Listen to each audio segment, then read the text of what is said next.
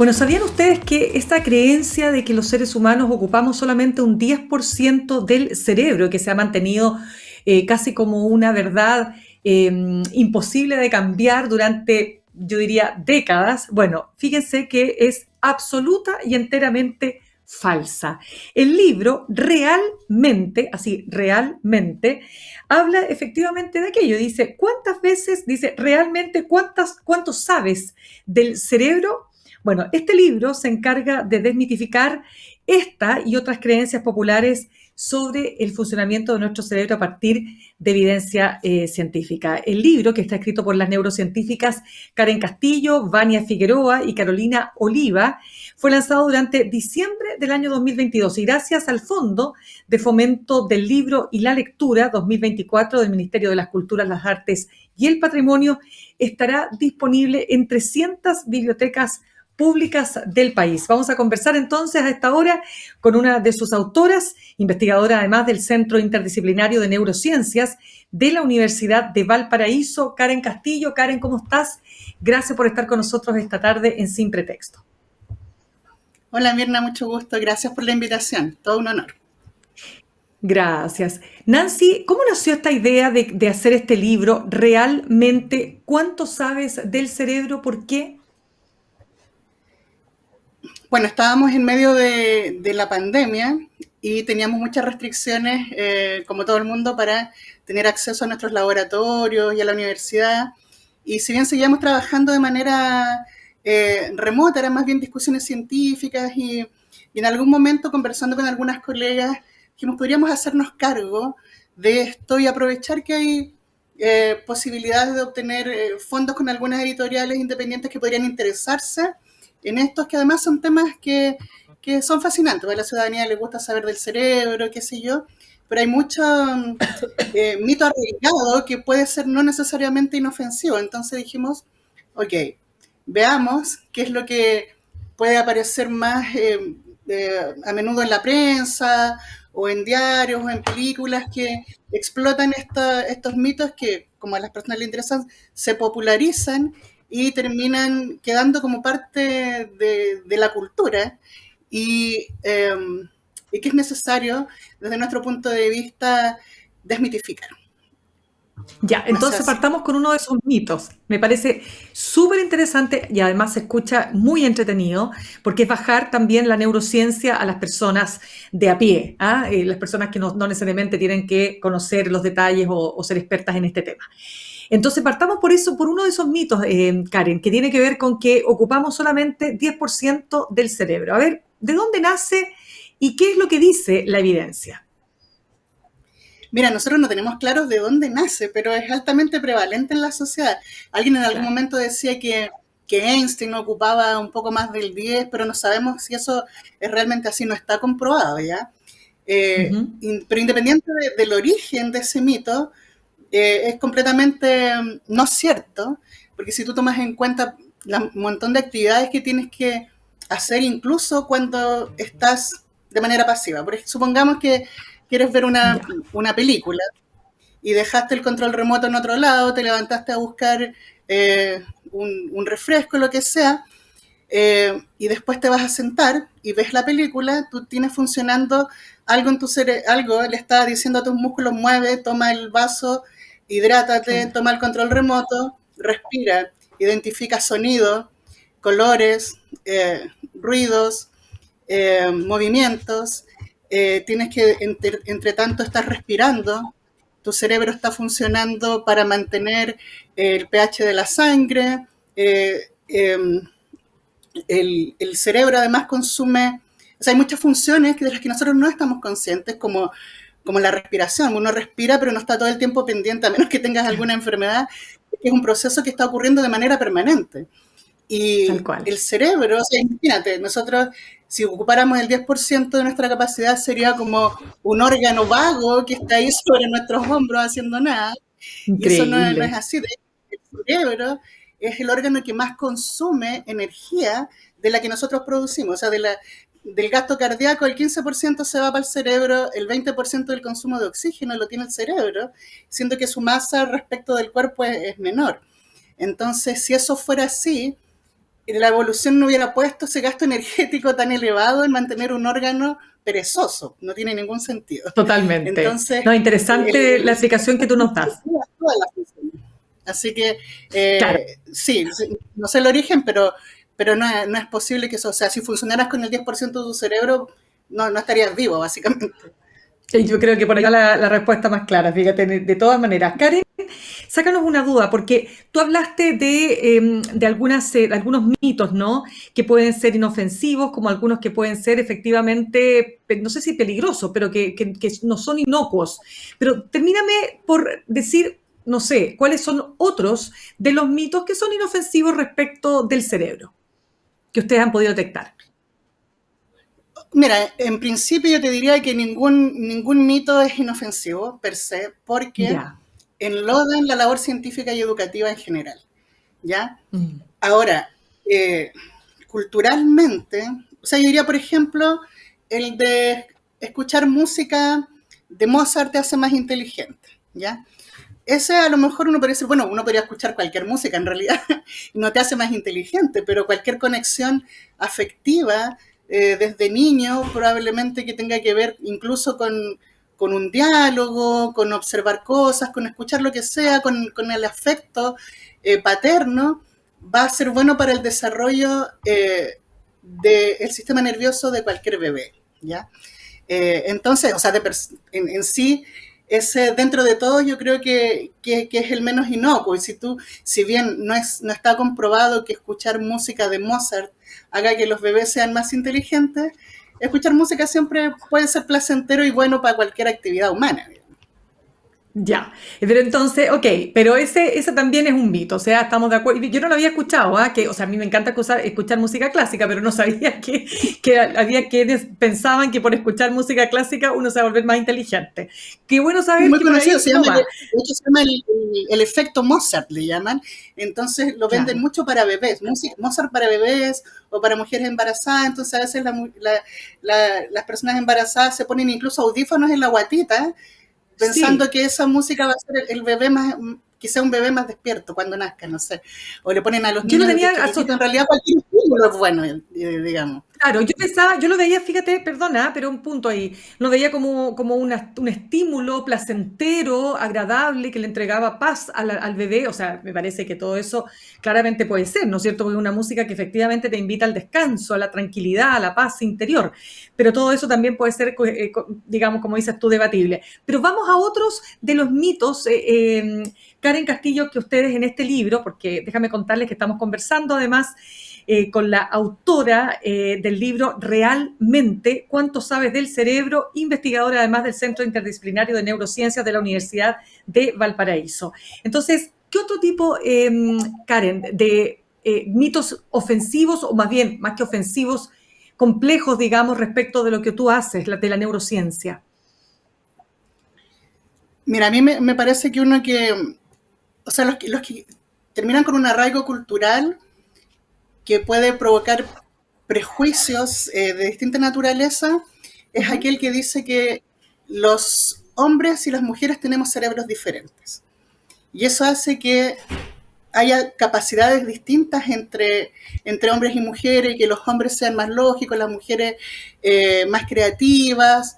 Eso es muy dañino porque provoca a la larga problemas educativos, culturales, socioeconómicos y de todo tipo. O sea, se sabe con mucha claridad que hay un montón de estudios que provocan que haya un sesgo, porque eso se arraiga en la cultura. Entonces, incluso los adultos tienden a invertir más tiempo en cosas lógicas con niños que con niñas. Diciendo, bueno, es que en realidad los hombres siempre son mejores para las matemáticas, las mujeres son mejores para bordar, no sé, ¿cachai? Entonces, ese tipo de cosas no son inofensivas y generan sesgos, violencias y desigualdades educativas. Entonces, no es tan inocuo decir eso y además carece de evidencia científica. O sea, si bien en muchas especies no humanas, digamos, hay dimorfismos sexuales que tienen que ver con ciertas cosas, no necesariamente eso es trasladable a los humanos. Y, por ejemplo, nosotras mismas que que abogamos por el mayor ingreso de mujeres a carreras que tengan que ver con ciencia y tecnología, tenemos que tratar de derribar este tipo de...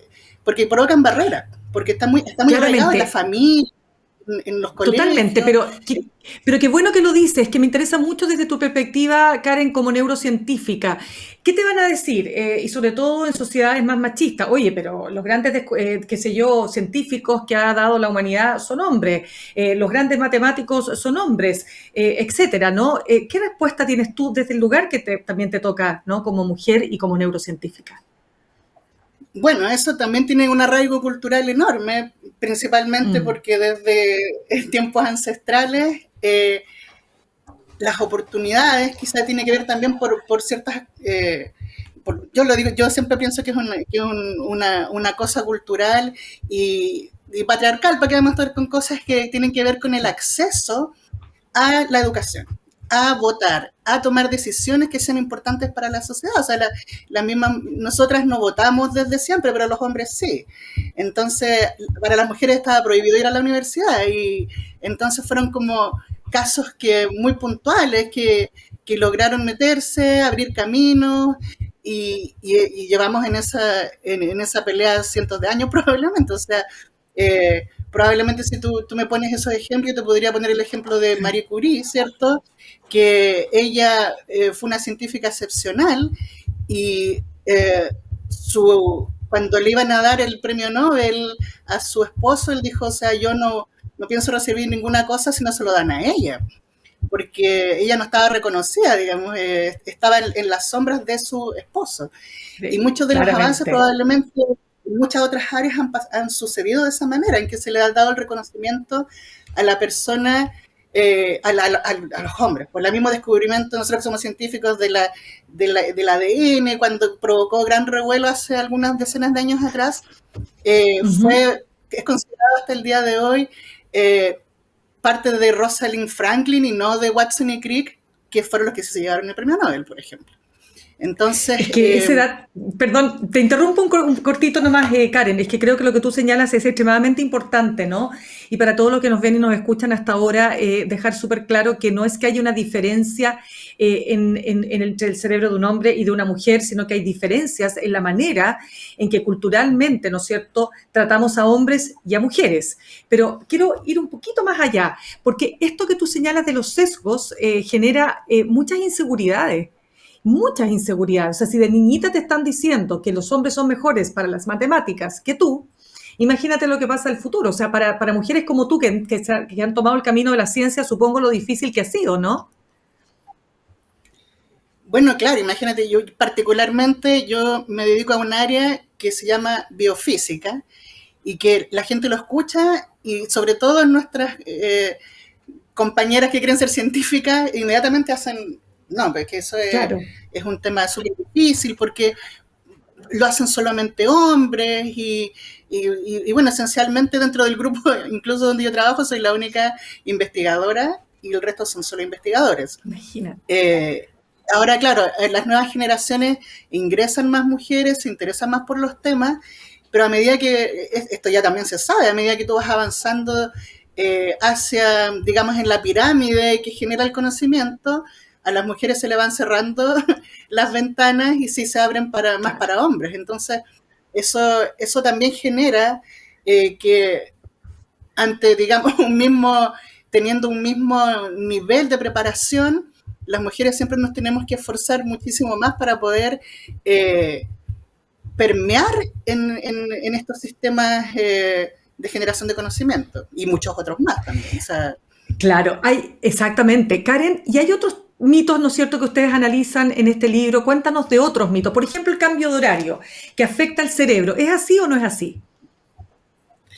ese es un tema muy, muy relevante. De hecho, Mm, nos afecta muchísimo porque hay hormonas que nosotros tenemos y ritmos claro. biológicos que se gatillan de acuerdo a la luz y a la oscuridad, ¿ya? Y hacer que las personas, la gente que trabaja, la gente que estudia, todo aquel que sea parte de una matriz productiva va a ver afectado su rendimiento y los niveles de accidentabilidad laboral también con eso. porque tu cuerpo no está preparado para estar trabajando, no sé, como, qué sé yo, está el ejemplo que trabaja un colega acá con mineros que trabajan 15 días seguidos, que tienen turnos extenuantemente largos, su tasa de accidentabilidad es alta, los niños aprenden menos, etcétera, porque tú estás corriendo de manera artificial Claro. un horario que no debería ser el que tenemos. Además que el uso horario a nivel del mundo está dividido para que, cierto, haya una coordinación con esas horas de luz día en las actividades humanas, pero en Chile particularmente es un país muy delgado en que el cambio de horario es absurdo y además no debería existir el cambio de horario, porque no tenemos esta amplitud que tú, no sé, si tú miras Estados Unidos, por ejemplo, que es un país muy ancho, se justifica que haya horarios distintos en distintas latitudes, pero Bueno, acá nosotros tenemos un horario que claro. no nos corresponde. Nosotros deberíamos tener incluso una hora menos de la que tenemos ahora, y esa hora no se debería cambiar. No, ese es otro temazo. Karen, respecto de esta idea de programar varias alarmas para despertar, con pocos minutos de diferencia entre una alarma y otra, ¿confunde eso al cerebro o no? O sea, eso es un reflejo de que tu cuerpo no está preparado para levantarse a esa hora, definitivamente. O sea, Claro, funcionar con oscuridad no está bien, y tu cuerpo lo sabe, como dice la juventud. O claro, sea, mi claro. cuerpo lo siente, lo sabe, entonces no me puedo despertar con la alarma, no sé, por decirte cualquier cosa, a las 7. Entonces le pongo De después a más. las 7:10, a las 7:15, porque tu cuerpo se quiere levantar a las 8:30, porque a esa hora sale el sol, no sé, por decir cualquier horario, digamos. Entonces, Claramente. claro, o sea, tu sistema interno, tu reloj biológico, sabe eso, sin duda. Claro, y eso es que te digo, por eso que me gusta la idea de ir, ustedes van despejando, ¿no es cierto? Y van tomando distintos aspectos que ya sea tienen relación con el mito o ya sea tienen que ver efectivamente con las afectaciones a la vida de las personas. A ver, lo que me gusta también preguntarte es lo siguiente, porque en una entrevista tú explicaste que el libro está escrito en un lenguaje accesible que evita los tecnicismos.